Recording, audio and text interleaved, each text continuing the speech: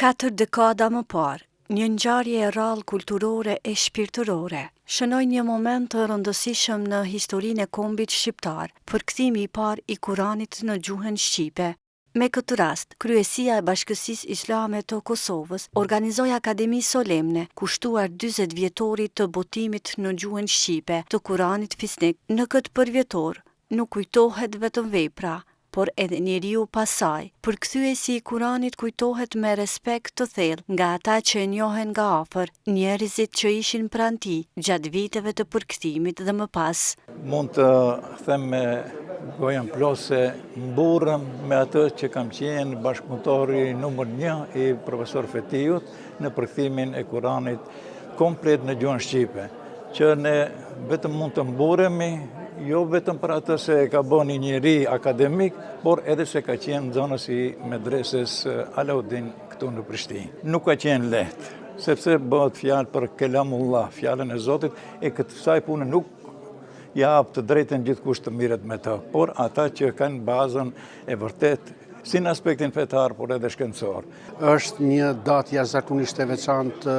për ne si gjenerate cila e kemi përjetuar edhe botimin e parë dhe tani po festojmë 40 vjetorin,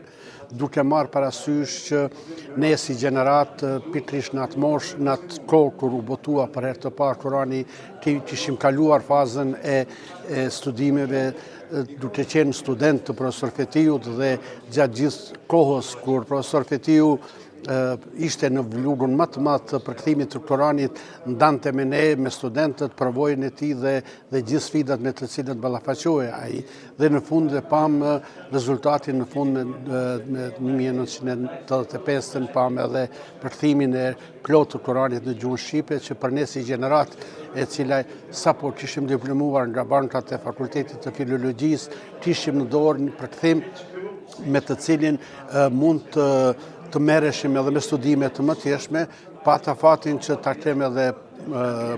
profesorët dhe të jem asistenti i tij dhe pastaj bashkëpunëtori i tij, dhe gjatë gjithë kësaj periudhe kemi diskutuar për gjithë ato sfidat në për të cilat ka kalu profesori.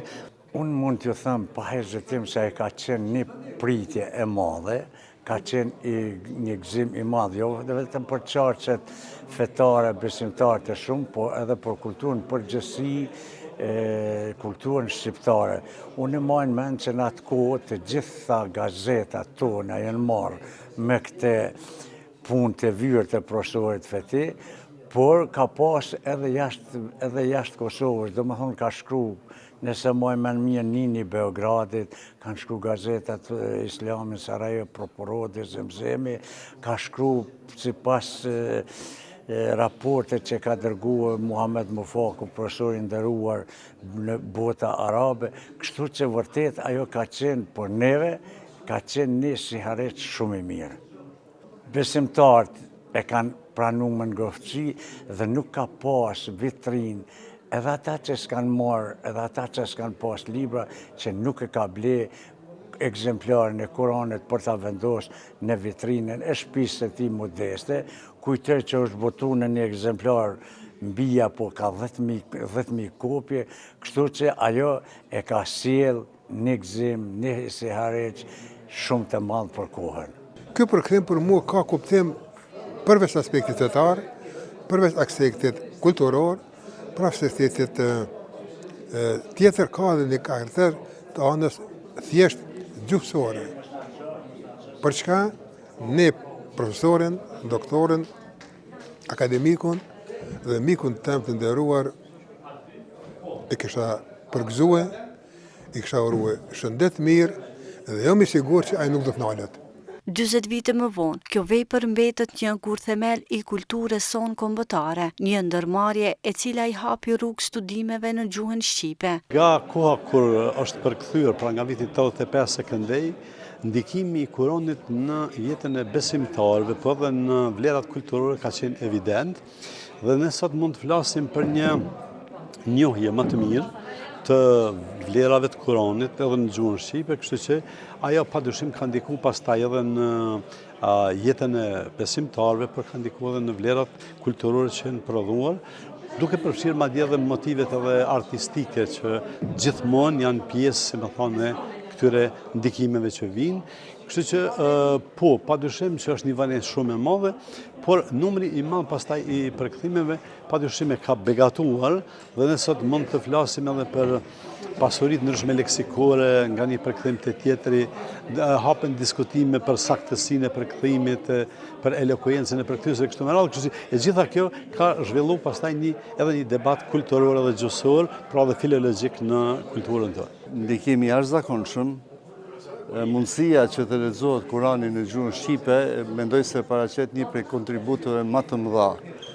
shtet formuese, shtet ndërtuese ndërtimit kulturor kombëtar ton. Me lexu fjalën e Zotit në gjuhën shqipe,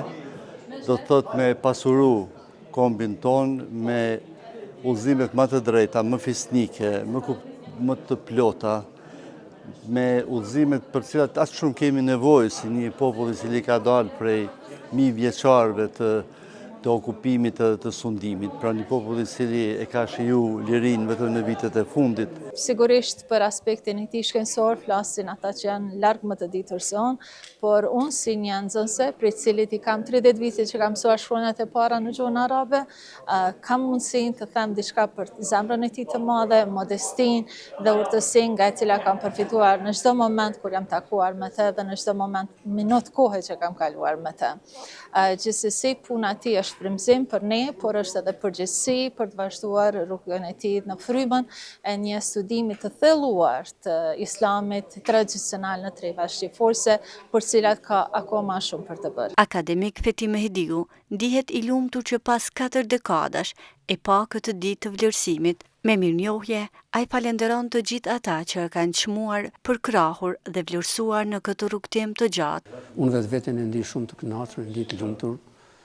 Elhamdulillah që mbrita, kam rri edhe. Unë jam i kënaqur edhe me vlerësimet që kanë bërë tjerë, edhe me mirë kuptimin, edhe me përkrahjen që më kanë dhënë, është relativisht e lartë ashtu.